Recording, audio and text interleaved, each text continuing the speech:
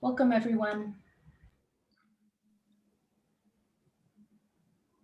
Okay, I'm going to wait till the top of the hour when it hits 4. Thanks for joining us.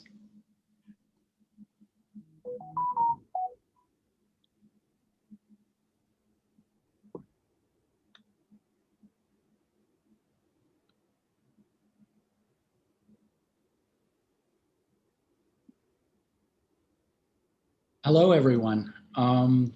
Welcome. I'm Van Scholes. I'm the president of A+ Colorado. If you don't know us, we're a nonprofit that's focused on improving public education here in Colorado. We use research to drive improvement, look at what's working, what isn't working, and work with policymakers and other community groups. So we're very excited to be here and to host this webinar this afternoon. Before we get into the specifics and welcome our guest from Washington, D.C., I first want to thank our sponsors for this webinar. First want to thank Steve Weigler and his law firm Emerge Counsel for bringing us all together and making the connections. And I want to thank Dr. Annette Sills-Brown of the Education Center, the EDU Center, which provides educational outreach to homeless and transitional housing parents and children here in Colorado. Just a few things about the format and the logistics this afternoon before I throw it over to Steve. Steve's going to introduce Dr. Toldson, and then Dr. Toldson will speak for about 15 or 20 minutes, share some insights from this remarkable book. By the way, it has the best title ever. No BS, bad stats, love that. And then we'll open it up to our esteemed local panel of educators to have a conversation, reflections, and insights, and then a larger conversation. And then the last 10 to 15 minutes, we'll open it up to you all, our audience, and you can put questions into the chat. My colleague Mary from A+ will be collecting those and be texting them to me. And so we'll try and get through as many of those questions as we can. So, so let me introduce my old friend, Steve, who will introduce Dr. Toldson. Thank you, Steve, again, for bringing us together. And as always, it's great to see you. We, I think, met 20 years ago or something, working at everything leads back to Manual in Denver. Well, thank you, Van, and thank you for what you and your organization do. In order to introduce Dr. Toldson, I had to do a little bit of literature review and looked at historians, anthropologists, sociologists, and even cognitive psychologists. And what the studies show time and time again is that there's absolutely no difference in cognitive ability in Black students and white students. Also, sociologists and historians have shown time and time again that connections to education, communal learning, sharing, and helping others are all pillars of Black American culture and ingrained in the culture more than almost any other culture. So if there's no cognitive issues and the Black community has an extremely favorable cultural disposition, why do some people perceive that educating Black students is an issue? Well, after doing all that research, I sat down and thought that the answer is relatively obvious. Black people have been called names with negative connotations since the beginning of this nation. Sambo, Mandingo, Uncle Tom, Black Brute, Welfare Queen, Black Bitch. The names are getting worse and worse. And when it comes to education, as Dr. Toldson talks about in his book, there's equally as bad connotations. I've heard this personally from educated people that there's more Black people in prison than there are in college. And the connotation that Black kids fail because they have single mothers. I can go on and on with the connotations, false connotations that have been placed on the on Black culture. As a human, but not being Black, I can only imagine in my sensitivity how cognitively aware of these stereotypes Black students must be. And if it were me, how, if I were a Black student, how I would feel if it was said about me, my culture, and my race. Add to the fact that some people believe these tribes is absolutely unacceptable. And we know that the combination of some people believing it and even kids being called it unjustly and affect the education of Black students, which is unacceptable in American society. So one thing I know, Black, white, Latino, whatever, we all as Americans have to actively challenge these tribes. But how do we do that? That's not an easy question. I sat down and thought about this also. And I think my answer is we need thinkers and we need doers. Ivory Toldson is both an exceptionally and focused thinker and doer. He's a professor of counseling psychology at Howard University, and whose work is almost exclusively focuses on using data to debunk commonly held notions about barriers to African-American education. Since 2008, he served as the editor-in-chief of the Journal of Negro Education. Since 2017, he's become the executive editor of the Journal of Policy Analysis and Research and a contributing editor of The Root. He was appointed to be the executive director of the White House Initiative on Historically Black Colleges and Universities by President Barack Obama. He's been featured in the Washington Post, NPR, and the BBC. He's currently president of Quality Education of Minorities, and I was just extremely impressed with what their mission was. It's a Washington-based nonprofit, a Washington, DC-based nonprofit, dedicated to improving the education of African Americans, Alaska Natives, American Indians, Mexican Americans, and Puerto Ricans. The organization has received research awards of more than $3.2 million to attack these very issues. I met Ivory in 2008 at a conference in Washington, DC, where I noticed at the conference, and it was a 3-day conference, there were a ton of thinkers, and there was a lot of food for thought, but there were very few doers. And there were very few practical people that actually could articulate how to bring those thoughts to action. Of course, hearing Ivory resonated with me because he can do both. We've stayed in touch over the years, and I'm so happy that he finally got around to writing a book for educators on about how to dispel common myths and challenge conventional beliefs about educating Black children. I'm so glad we can have this discussion with all of you in Denver, Colorado. And as a reminder, Emerge Council has donated 100 books to any educator or any other interested party, and A+ Colorado will stay in touch. Without further ado, I introduce Dr. Ivory Toldson. Thank you so much, Steve, for that wonderful introduction. And it's great to see you again. Always good to be in your company. And I appreciate the work that you did in organizing this event.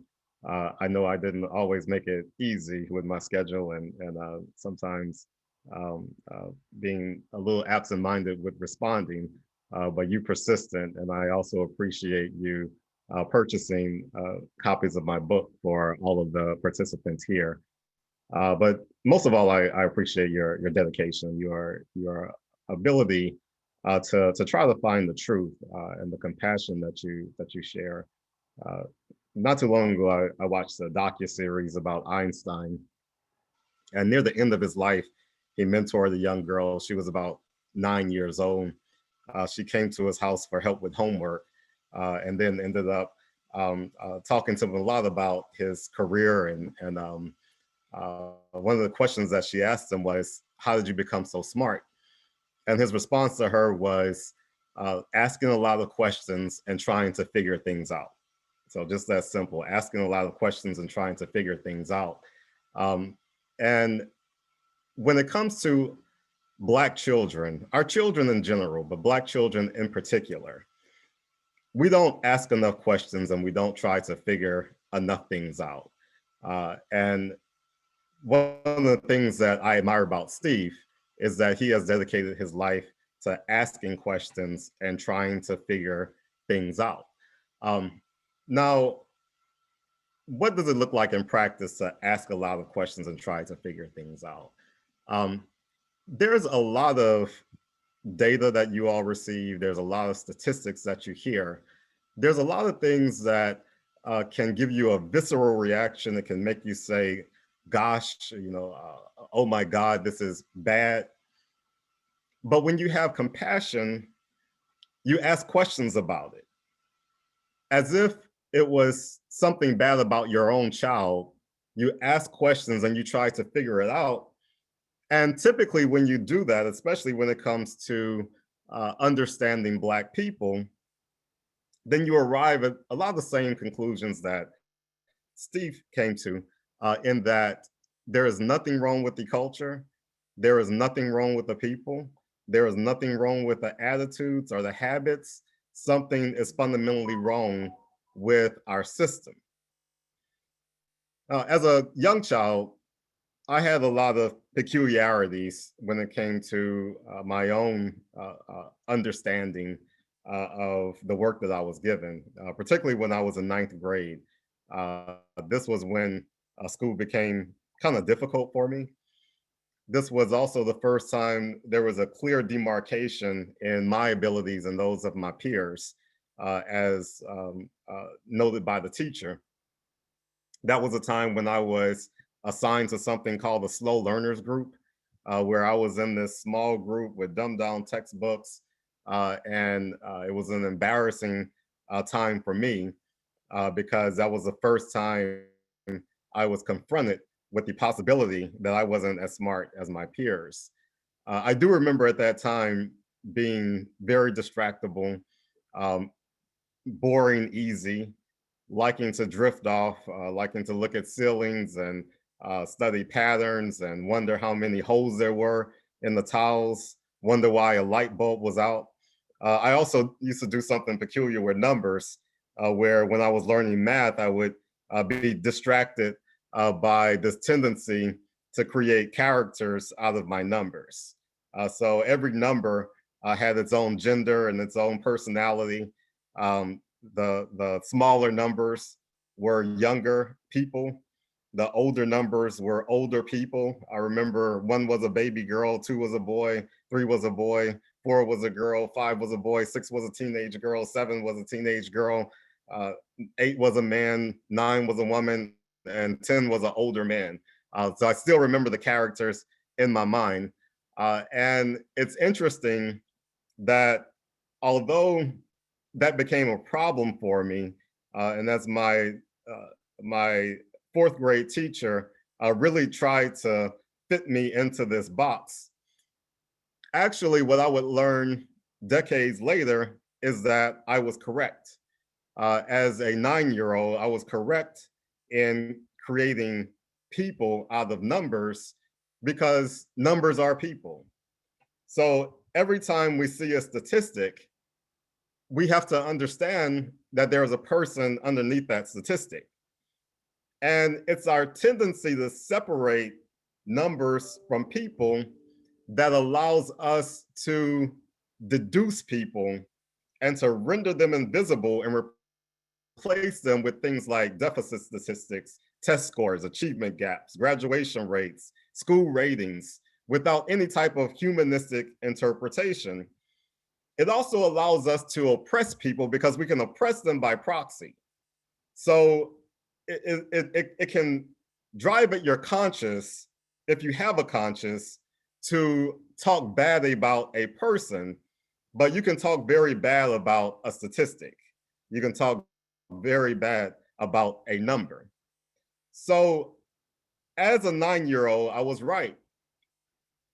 And all of us need to understand that it's this tendency that we have to separate the person from the number, which gives us the license to oppress. Now, when I wrote No BS, BS for Bad Stats, the subtitle is Black People Need People Who Believe in Black People Enough Not to Believe Every Bad Thing They Hear About Black People. Mouthful of a title, according to the Washington Post, with a lot of important information. But my primary motivation for writing No BS is because I run into a lot of people who didn't seem to believe a lot of the data that I generated on Black male achievement back in 2008, during the time when I met Steve. I wrote a series of reports called Breaking Barriers, plotting the path to academic success among school-aged Black males. I used 4 large data sets for my analyses. I looked at various factors that might be associated with them doing well, with Black males doing well in school. When I first approached it, I used achievement style research where I looked at how white students were doing and how Black students were doing. But the more I engaged in that exercise, it seemed like I was doing nothing but simply trying to figure out what was wrong with Black boys. And I knew that if I wanted to understand what is right about Black boys, I needed to find Black boys who were doing it right. I knew that there was very little, if anything, I could understand about how white boys were doing it right when the system was already designed to accommodate them, whether or not they were right or wrong. So looking at high achieving Black males and comparing them to middle and low achieving Black males is what helped me to really create an analysis that helped us to find solutions as opposed to deficits. In that analysis, I looked at 4 factors and many different items underneath those factors. The 4 factors was personal and emotional factors, school-related factors, family factors, and social and environmental factors. And what I did was I created these trajectory models, these analyses that looked at how Black boys were doing across different categories. So looking at an analysis on health behaviors in school-aged children, I was able to see that Black boys who had a healthier diet were doing better in school than those who didn't. So after I published the reports that was filled with all of these solutions that I was proud of, and solutions are statistical findings that I felt could be codified into policy, I perhaps naively thought that school districts around the nation would embrace those findings and perhaps think about the way that they were creating an environment that was either conducive or not conducive to success among Black males. For instance, in the school-related factors, I found that Black males who found their teachers to respect them as people. And across different databases, it seemed like the whole notion of respect and being treated with humanity was that premium factor, far more than how smart they thought the teacher were or even how much the teacher gave them extra help. It was really about them believing that the teachers respect them as people. And so a finding like that, I figured could be used in teacher professional development, where teachers will learn more humanistic, how to advance more humanistic qualities to reach Black males. That was my hope during that time. And in fact, I found a lot of people who were eager for the research and was ready to make a change, who felt a lot of this stuff internally, but they didn't have the statistical evidence to back it up. So they were the ones that embraced the reports the most.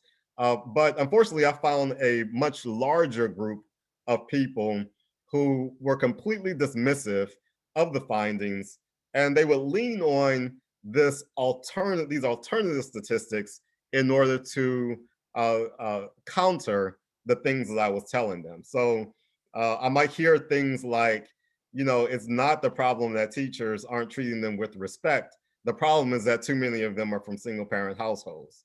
Or the problem is that they come from a culture that doesn't value education.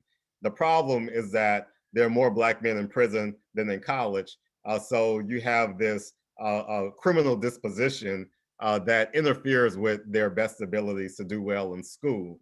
The problem is that not enough of them are reading on grade level, and when they can't read early on, then they're just tracked into the criminal justice system, and that's the basis of the school to prison pipeline, because they're not learning how to read at an early age. So I heard all of these things over and over and over again, uh, mostly among people who did not want to accept common sense practices in order to do better by the Black boys in their classrooms.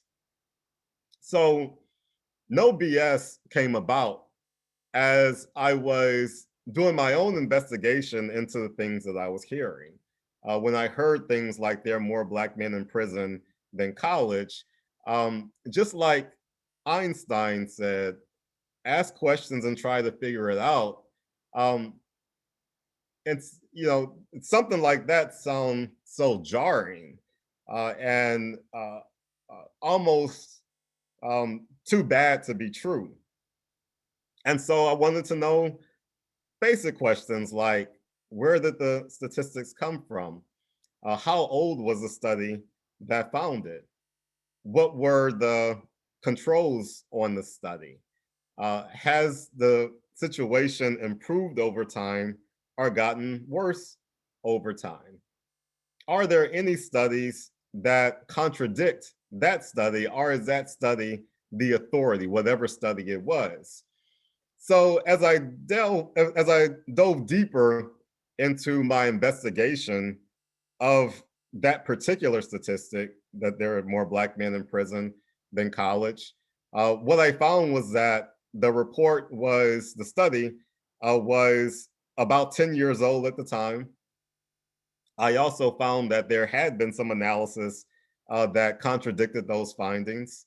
I also found that the original report really wasn't about a comparison of Black men in prison versus college. It was about states spending more and more money on incarceration and less money on higher education, and that it was just one line that captured the imagination of a lot of people, both those who believed in Black inherent criminality and those that believed in problems with the criminal justice system, including mass incarceration. But the most important thing I found was that if you repeat the analysis today, that it wasn't even close to the truth, that it was 700,000 more Black men in college than prison at the time that I did the analysis.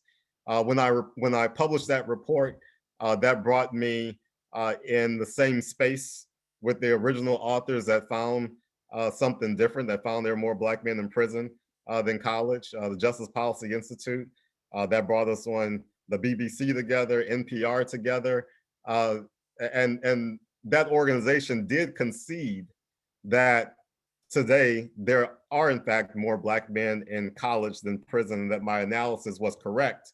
Our quibble was whether or not their analysis was ever true.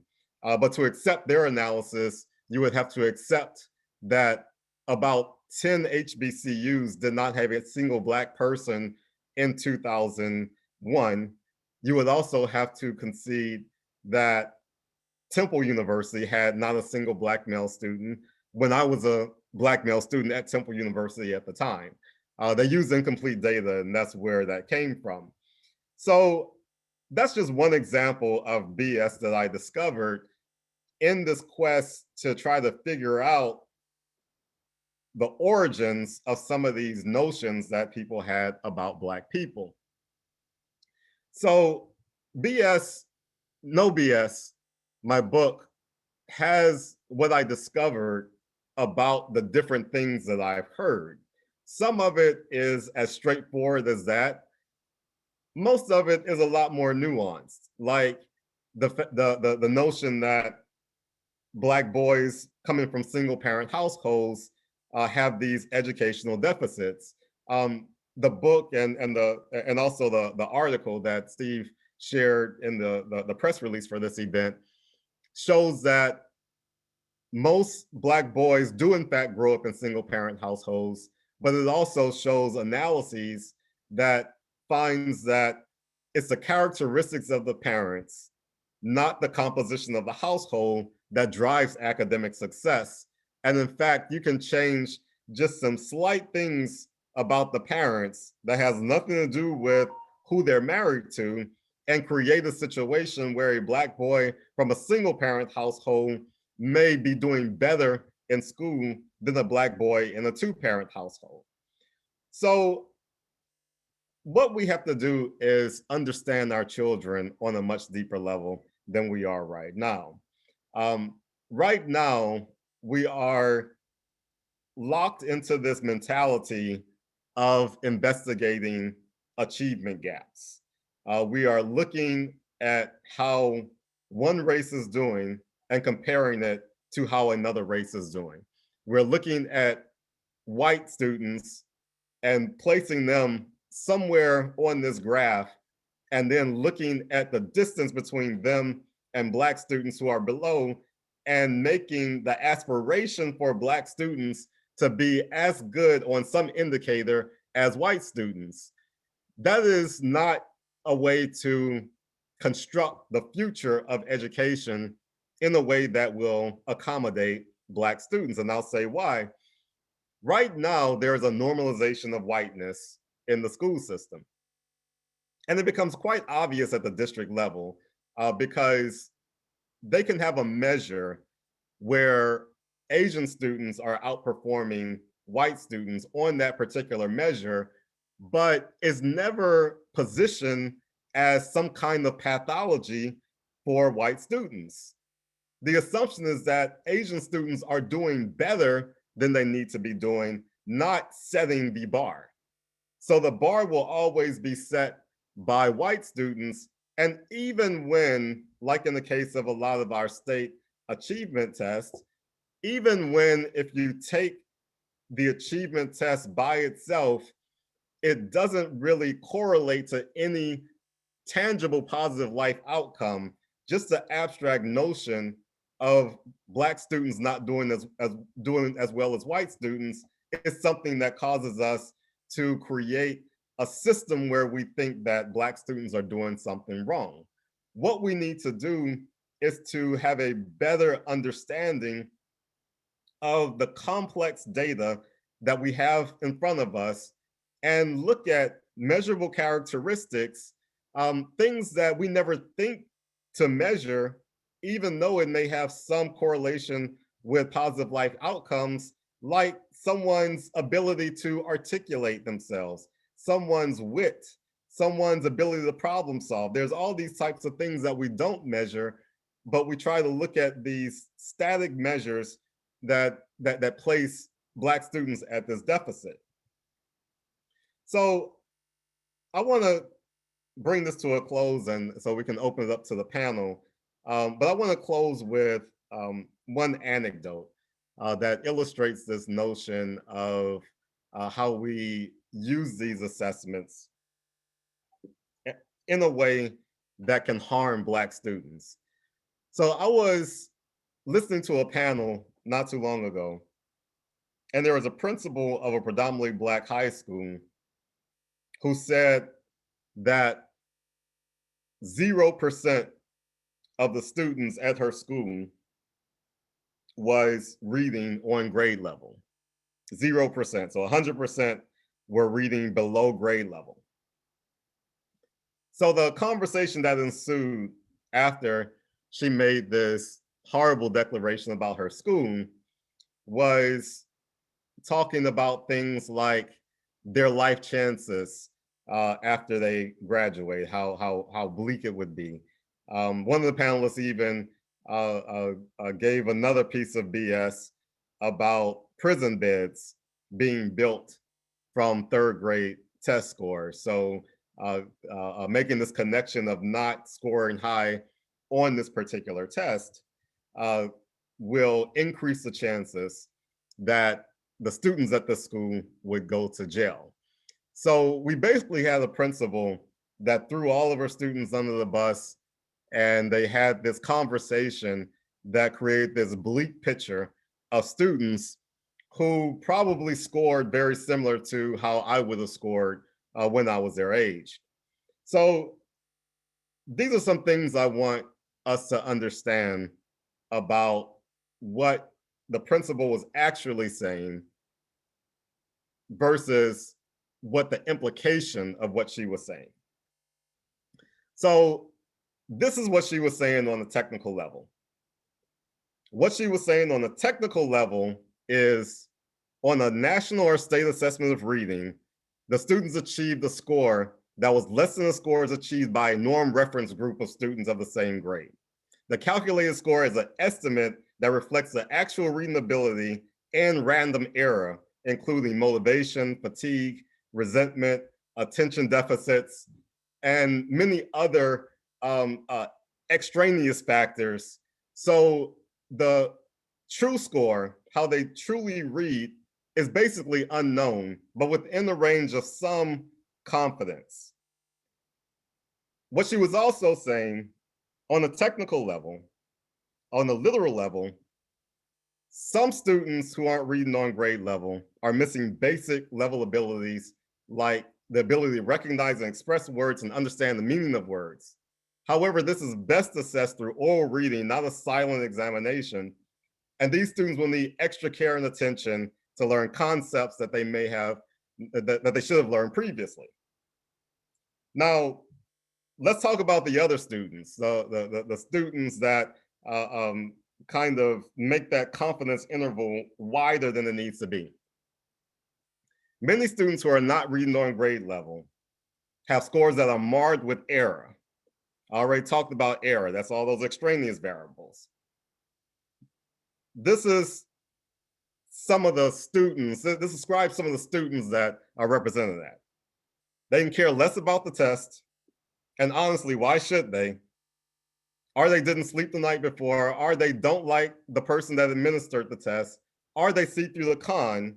They know that you want them to do well because it helps you and not them. Or they have attentional deficits, which should be assessed independently of reading ability.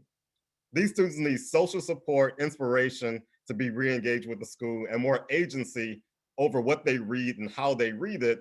And they need to know that we actually give a care about them. So when we think about achievement gaps, and when we think about that example,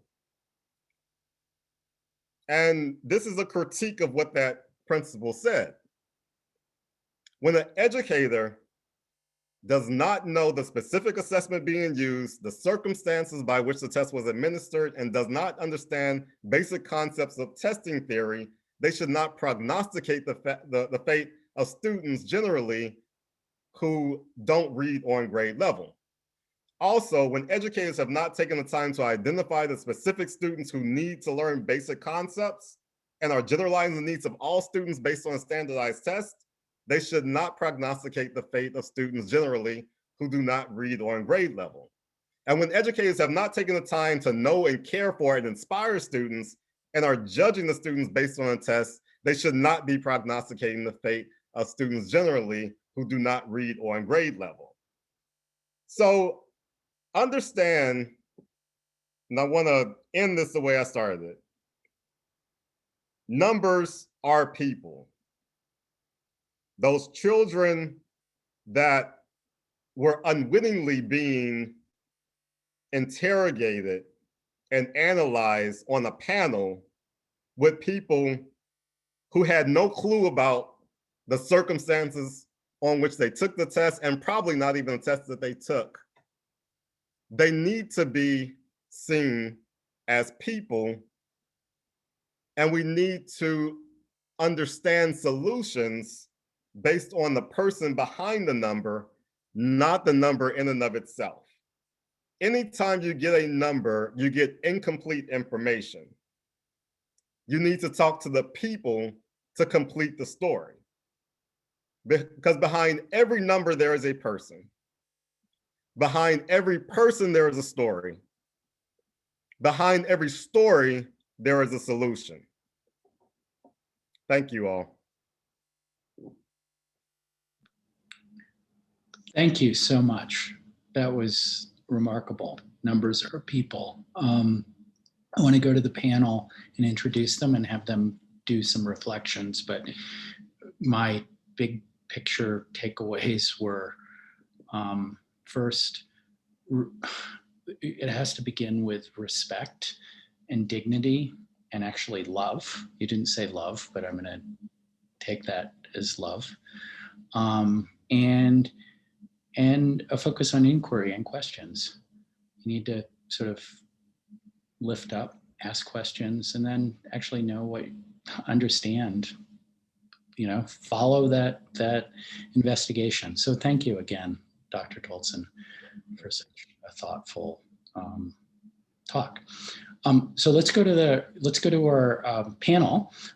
We have, and maybe if folks can just raise their hands. I think their names are actually, I think everybody can see their names. But first, we've got Vernon Jones, Pastor Vernon Jones, who's the executive director of the Northeast Denver Innovation Zone. It's great to have you, Vernon, here. We also have Shirley Scott, who's recently retired Denver Public Schools teacher, and worked on Professional Development Coordinator. Great to have you, Shirley. And then we have one of our co-sponsors, Dr. Annette Sills Brown, who's the founder of the Education Center. So thank you for helping pull this together and being here. And last but not least, we've got Lynn Wilson, who's the department chair and associate professor over at in the business and economics departments at the Community College of Denver. So great to have so many folks representing so many important educational institutions here in Denver and Colorado. So maybe I'd just like to start with, like, what are your, there's sort of two questions and we can sort of popcorn around these, but, what are your takeaways from what you just heard? And how do you think any of this might apply to Colorado or Denver Public Schools or K-12 education here? I can always call on people if people don't. Yeah, no, Van, I'll jump in on that before Dr. Annette talks, because you don't want to go after Dr. Annette. So I want to thank you, Dr. Ivory, because those numbers represent human beings, right? Those numbers represent someone's son, someone's daughter, niece, nephew, right?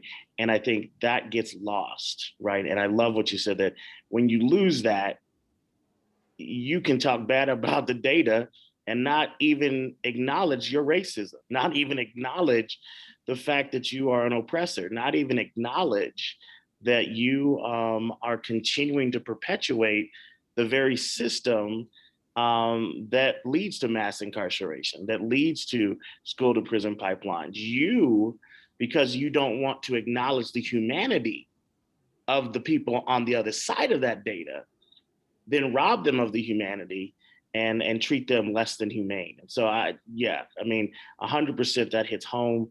That is at the core of, I believe, the struggle that we see in our K-12 education system and even in our higher education system. Do you believe that those Black children that show up are equally human, right? Do you believe that their lives are equally valuable, equally worthy, equally whatever, as the white students, the Asian students, the brown students that you see before you? So that hit home. So thank you for that, sir.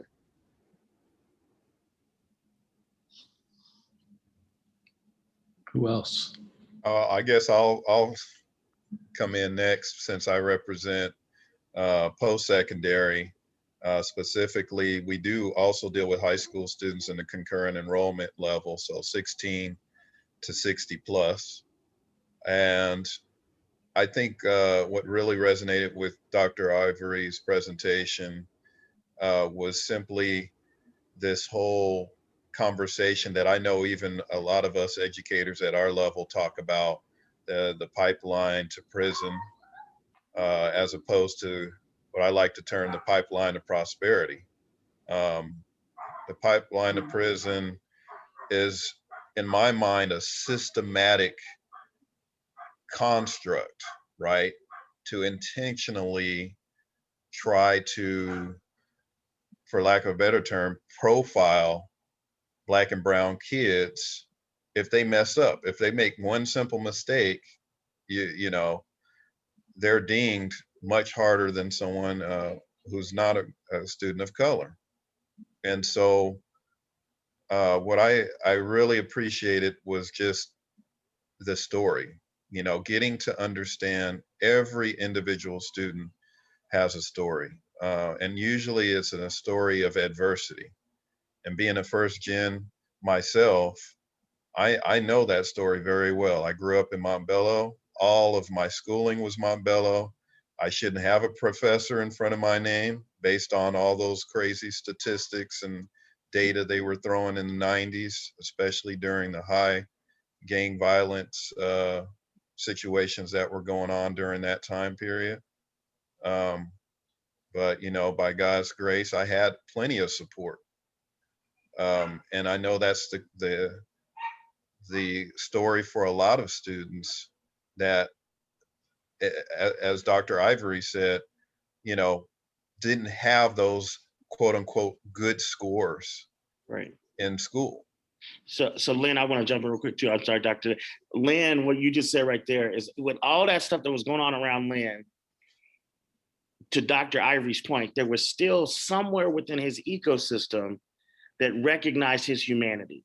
There was some grandmother, somebody at church, somebody within the circle, not in the traditional structure maybe, right, but there was somebody who said, Lynn Wilson, I see you. I see your gifts. I see your talents, and I see what you can be. And that's what Dr. Ivory was saying is like, right, we need people to show up like that. It's a belief gap that our kids face when they walk into school. You don't believe in us. And look, Van, you know, this is my thing. Like, even if we go historically, Black folks have been fighting for the acknowledgement of our equal humanity for a very long time. Y'all know how long, right? And so this is what Dr. Ivory's book is saying, is it's nothing new. It's stuff that people have ignored because they didn't want to own the fact that they've not looked at us as human. Absolutely. I think that's a great point about just that ecosystem of support. You saw that during the civil rights movement. I'm a product of that. Everything you said, check, check, check. Grandparents, church, aunts and uncles. There was this bubble that was cultivated for me to kind of insulate me from a world that was in some ways dangerous, or certainly a lot of threats.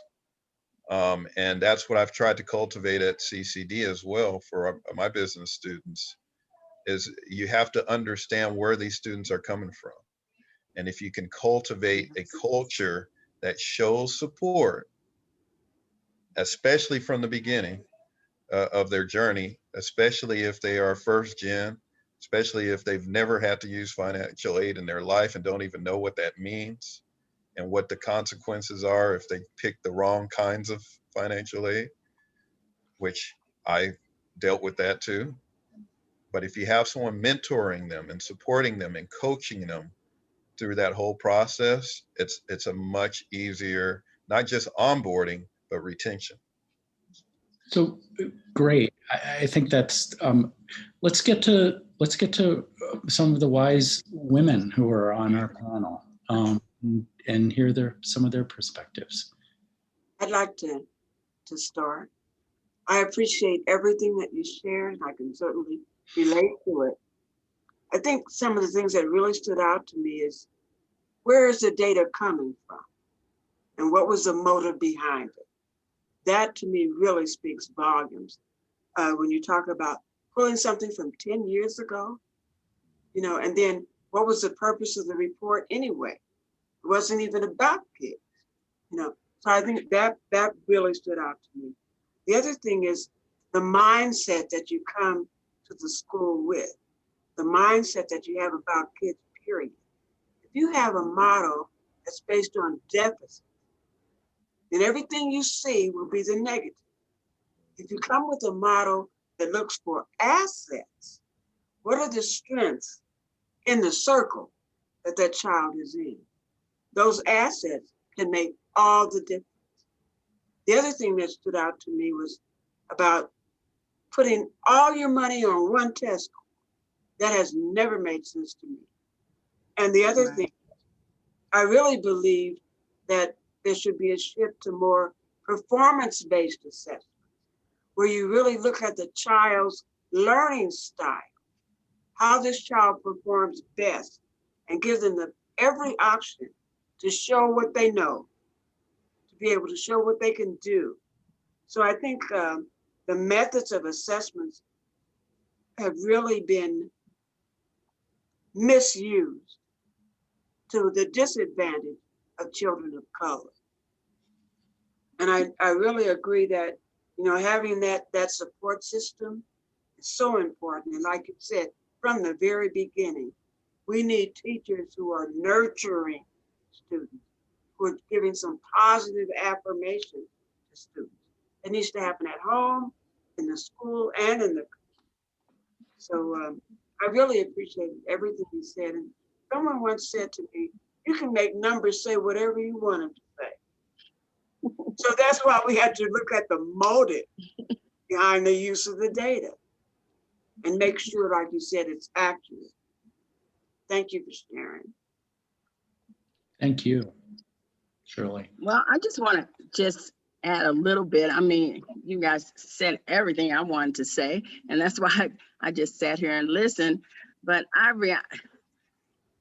your book is just phenomenal, and it makes me cry when I keep reading over it, because nobody wants to publish numbers like that, information like that. And as you were quoting some of it, I said, oh, I've heard that before. But yeah. I thought about, and this what really got me fired up. It don't take much, but this really gets me fired up. We get excited about what the numbers are, but the wrong numbers. Yeah. So we get excited about when we get a Black principal, or we get a couple of Black administrators, we get a couple of Black people in positions, and we get excited about that. And then we're done. They haven't changed anything.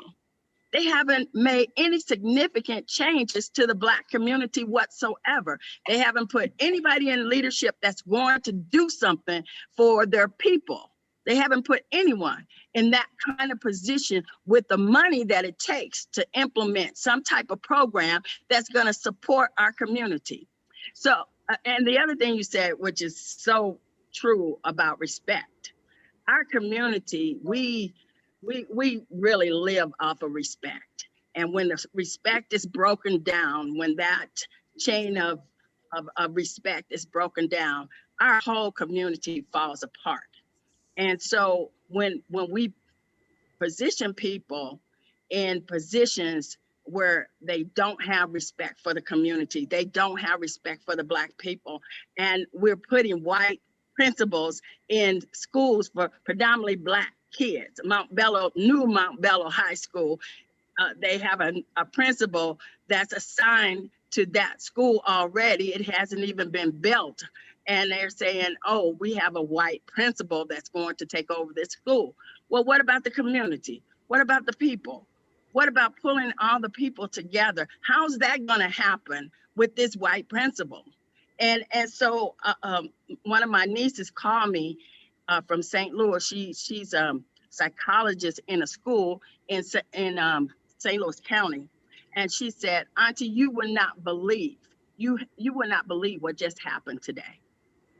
One of her students, Black students, was told to leave the classroom. He leaves the classroom. They send him back into the classroom. How often does this happen?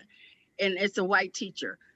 Sends him back into the classroom. He comes back in the classroom. She's on her cell phone talking to someone, maybe to a parent. Let's be positive. She's talking to someone on the phone. She totally turns her chair, totally ignores the student. He had just left her class. He came back, was sent back for paperwork and homework or something to do. He gets so frustrated that he slaps the crap out of her. And I mean, so much so she almost fell out of the seat. Kids were videotaping that. They have it on video. That is a respect problem. That kid was totally disrespected. Did that teacher not know that she was being disrespectful to that student? Probably not. But where do we draw the line and make people accountable? That's what I want to say. How do we make people accountable for the numbers? How do we do that? So maybe we could go back to Dr. Toldson and sort of any of your thoughts, either to Dr. Sills-Brown's questions or other reflections. Yeah, well, I appreciate everything that you all said, and you know, it was really you know, touching to me personally for you all to make the comments that you all did about the work, and it's also inspiring to know that you all are advancing the work in your own communities. You know, respect is something that we need to talk about, because, you know, it's one thing to say you need to respect Black children, but there are a lot of people who don't know how. You know, and it should come naturally, but it doesn't. And there are cultural differences and nuances. I remember sharing that information with a majority white audience, and one of the teachers said that she tries to show her Black male students respect, but they still you know, treat her as if she's the enemy. And I asked her what were some of the things that she did to try to show respect, and she said, "I smile at them," and that's all she had. And you know, in the Black community, you know, we have this thing called keeping it real. Like that is a part of our culture, keeping it real. You're not supposed to smile at us unless it's a genuine smile. Yeah. If it's a smile based on discomfort, or if it's a feeble attempt to disarm us because you're actually afraid of us, it's pretty easy to sense. And a lot of times the directness of our culture comes across as brash or aggressive to those who haven't been in a keep it real culture. And there are entire families and communities that's based on keeping it fake. I mean, just, you know, let's acknowledge that. Is based on someone not really, you know, kind of indirectly telling you what's wrong, but not directly telling you what's wrong. These are cultural nuances. If you indirectly tell a Black student something, they see it as you're not keeping it real, you're being fake, and it's disrespectful. That's why you could have someone who is commanding love and respect from all of the students, but they don't have to smile. They know how to tell it like it is. So these are some of the things that we need to think about. There's nuances behind all of this, but I mean the most important thing is you have to care. You have to care enough to be able to detect that. And if you have a teacher that went from Colorado, went from Denver, and had the opportunity to teach in France for a year, they would learn everything they need to learn about French culture. They would make sure they didn't do anything that was disrespectful. And if they did, they would immediately say they were sorry and learn how to do better. The fact that we go into Black communities and don't think we have to do the same amount of learning shows disrespect in and of itself. You know, that's right. I mean, that's right on. I mean, that's exactly right. That's the disrespect is, again, but it goes back to your point about humanity, right? This is if the ecosystem still I mean, if the ecosystem can put its knee on our neck for over 9 minutes and watch us die, they don't think that the ecosystem is still struggling with Black humanity. And so as long as it's struggling with Black humanity, it's not going to be able to educate Black kids. It's not going to be able to promote Black leaders. It's not going to be able to support Black teachers because you are struggling with my Black humanity. I love the analogy, you know, like that teacher might smile at him, but that kid knows that that's the same teacher that's going to clench her purse when the kid walks by her downtown. So they, like you say, they keeping it real like lady please. Hold that smile for somebody else because they know the real deal. And so I think we all know the real deal too, is that our white brothers and sisters need to own the fact that you struggle with our humanity and you struggle with the equalness of our humanity, that you are no more human than I am, you are no less human than I am. But supremacy has got your head all messed up, making you think that your humanity is supreme. And therefore, the systems and structures that you create, the data that you spend is all to that end. And that's why I think like this book is not gonna be sitting on some folks' coffee table, right? Because they're not gonna want to keep it realness of the book. This is a Howard HBCU book that they ain't gonna read maybe if they went to Cornell or, you know what I'm saying? Yeah, So, yeah. And I put that in the preference too, that you know, this book is soul food, cooked in a rusty pot. yeah, that's what it is. One thing that I appreciated, there was a white man a white principal who read the book, and we had a book talk for his district, and he talked about this anger that he felt when he was reading the book. You know, he was honest about this anger, and he said that it was therapeutic for him to confront his own anger. Yes. And he referred to it as a healing anger, like a therapeutic anger that really made him confront his own biases and his own relationship to white supremacy. So I always appreciate when it moves people in that direction. Yeah. Well, I think we could go on for hours, actually, and such a rich conversation. We're approaching just a few minutes left, and I know we have a bunch of audience questions, so we might sort of mobilize Steve to try and get Dr. Toldson, if you're willing to maybe follow up with a couple of the questions, since we weren't able to get to them in the audience, but I don't want to put you on the spot, but we'll send you a note with some of those other questions. There were some really great questions from the audience. And just want to sort of do a quick round robin before I thank all of you for spending an hour with us.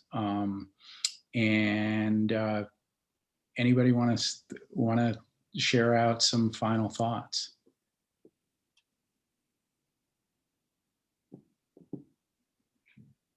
Well, we can deal with the money. Let's deal with the money. The numbers include money. So we need to deal with the money. And I will tell you that soul food is good for you. So get the book, like get some sweet tea and process it. I love the fact, like you said, Dr. Ivory, that it has helped people, it's helping some folks deal with that anger, like deal with that. You know, in Black culture, we say, yeah, you got to deal with that. You need to be real about your own issue. And so that's what our brothers and sisters got to do, is they got to hear the truth, and the truth will set you free. And there's a quick question in there. It says, has affirmative action generally been good for black males, or has it further stigmatized Black students? There's something that I said in the book, check racism first. No, affirmative action has not led to further stigmatization. Racism has led to further stigmatization. Anybody who says that affirmative action makes them stigmatize Black people more, they're just being racist.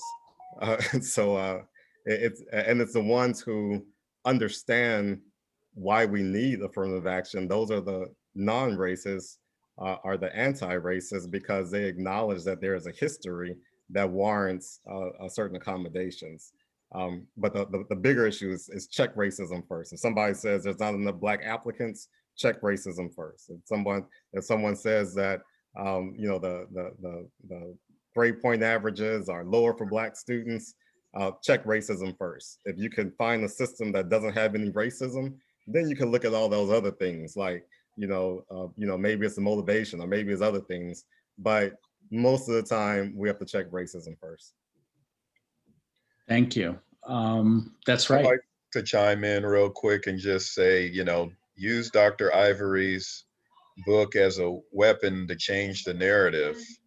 I personally didn't even know the stats, or at least the data, to support that there's more African Americans in college than there are in prison. So thank you for even sharing that. I think if we continue to voice those things and change that narrative, maybe that'll be common knowledge and not some underground, obscure fact. Great. We're at time, and I apologize. And I want to thank everyone. I want to thank Ivory. I want to thank Vernon. I want to thank Annette for being one of our co-sponsors. I want to thank Stephen for helping to organize it. I want to thank Shirley for you joining us, and Lynn as well for the perspective on higher ed.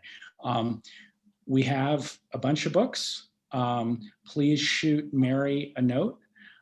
We will make sure that we will either get them through, you can come pick them up in our office in Denver, downtown Denver, or we'll get them to you in some way or fashion. And for those of you that have a lot of staff where you think it might be applicable for their coffee tables, we'll give you a few of those books.